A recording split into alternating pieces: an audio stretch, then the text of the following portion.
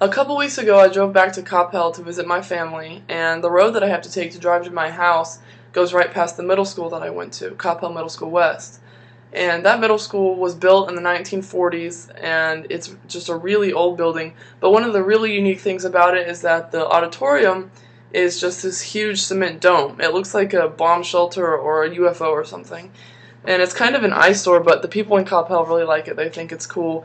But every time I drive past that dome, it takes me back to this time in my life that was extremely bittersweet.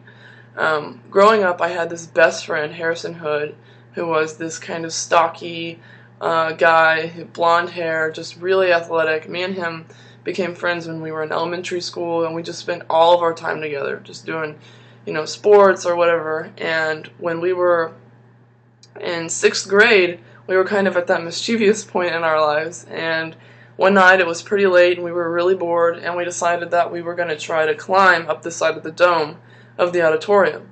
So we snuck out of our houses, and we were kind of looking at the dome, trying to decide how we would get up there, and we decided that if we just got a big enough running start, we would be able to climb up the side of it.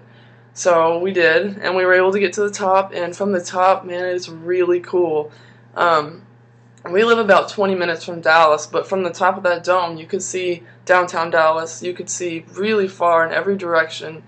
And that memory, for some reason, is just connected to Harrison for me. Every time I think of Harrison, that's just the one thing that I remember the most. But the crazy part about that night was that after we'd been up there for a couple hours, we heard voices down below, and we saw a searchlight, like from a police vehicle.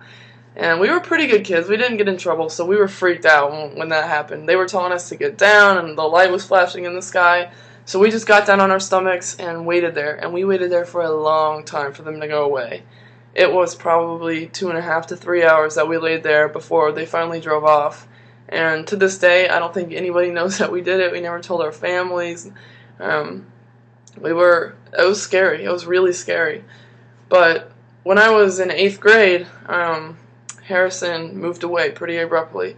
I remember I got a phone call from him one day saying that his parents had bought land out in Argyle and that he was going to be gone by the end of the month. And that was probably one of the worst things that's ever happened to me. It was really hard.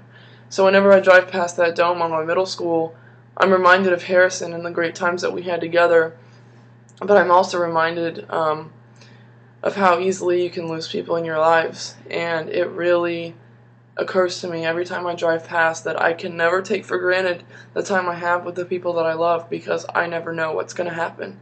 And it can happen at any moment, and it can happen very quickly.